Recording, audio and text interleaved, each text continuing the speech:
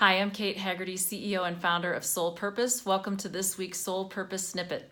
Each week we spend a few minutes on a certain topic, and this week is about why do we say we can't afford it? Why do we say I can't afford that? What other things might be going on at a deeper level that are worth taking a look at? So there are three things I want to talk about today, and the objective is to get you to really start paying attention to your thoughts, where you're directing your energy, and what is coming out of your mouth to make sure that you are drawing in what you want and not what you don't. So one of the reasons that people will say they can't afford something is that they truly feel they are not worthy of being invested in. And you did not come here just to endure. You came here to live. You came here to thrive. And even bigger, you have unique gifts that only you are able to bring to the world the way you do. And so you are totally worthy of being invested in so that you can be happy, so that you can improve your life, and so that you can embrace those gifts and bring them out to share with the world. And when you do that, you encourage others to do the same. And that is powerful. That is powerful. So you are gifted and you are worthy of being invested in. The second thing that can get in our way is that we listen to that negative voice. A lot of times it's referred to as monkey mind. Well, monkey mind is that voice you hear in your head that's really fear-based. And monkey mind's objective is to make sure that nothing ever changes, that everything stays exactly how it is forever. And sometimes I like to challenge people and say, so how's that working for you? So some examples of what you'd hear monkey mind say would be, oh, that'll never work. What are you thinking? That's way too expensive. Or if you have something more specific in mind, like you're thinking about writing a book or opening a restaurant, you hear, oh, no one's going to want to read your book. No one's going to eat at your restaurant. That voice. Monkey mind is trying to make sure that you stay just ensconced in the fear and never move forward, never make any changes. But here's the thing. I used to think this too, that if I had fear, that meant I should not do it. But I've learned over the years that does not, fear is going to be a part of something that we try that's new for us, that we haven't done before. And I've also learned that when I'm afraid but also excited, that's my cue that I need to do that. So that's something I encourage you to think about. Just know that fear is going to be present if you're trying something new, and it does not mean you shouldn't do it. Okay, a third thing that I'd like to talk about is, I'm sure many of you have read The Secret. And in The Secret, Rhonda Byrne talks about the law of attraction, or what we focus on and call into our experience because we're focusing on it. She refers to it as the genie. Well, the genie assumes that everything you think about, you want, that everything you're giving attention to, talking about, etc., is what you want.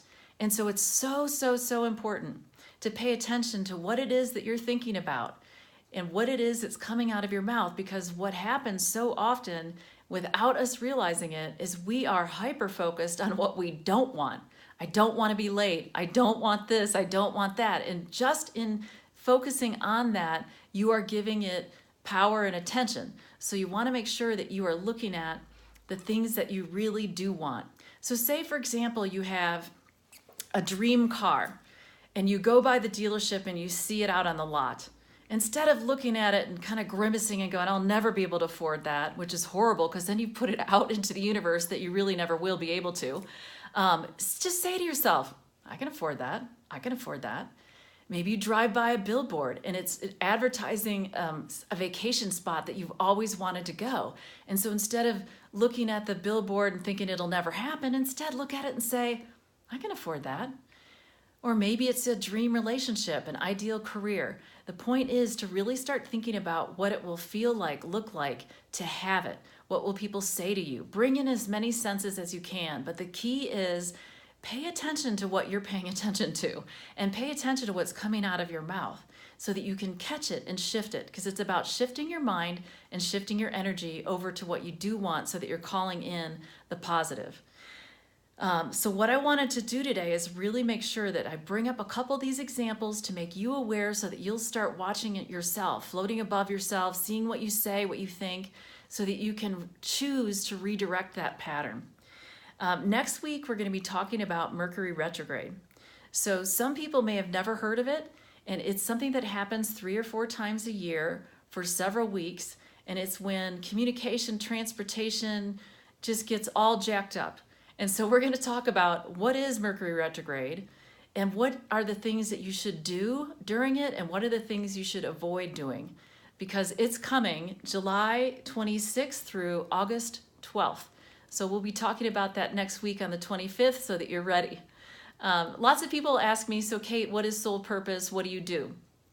I am a life purpose guide, and I specialize in helping seasoned professional women and entrepreneurs. They've been out there a while, they're not just getting started, and they've reached a spot where they're stuck. They feel called to do something bigger, but they're not sure what it is. And they just need some help. They've done everything they know to do on their own, and now they just know, I don't know what to do next. And so for those people, I offer, I help them align their life with their true calling. And if that sounds like you, and you'd be interested in learning more, then I offer a complimentary Unleash Your Yes session. And you can find it on my website. It's soulpurpose.biz, and that's soulpurpose.biz. When you go there, you'll find that I'm also a gifted intuitive. So I spent over 30 years in corporate. I have 3 different coach certifications, and I'm also intuitively gifted. And I combine those things for the clients that I work with, and I develop a certain program just for them. This call, though, this Unleash Your Yes call, is not going to involve any intuitive readings. This call will be for you and talking about where you feel the most stuck and how I might be able to help you through my program. So if it sounds like you and you're ready to take action, then I encourage you to sign up for one. So I look forward to seeing you next week. Have a wonderful one. And again, next week we'll be talking about Mercury retrograde. Thanks so much.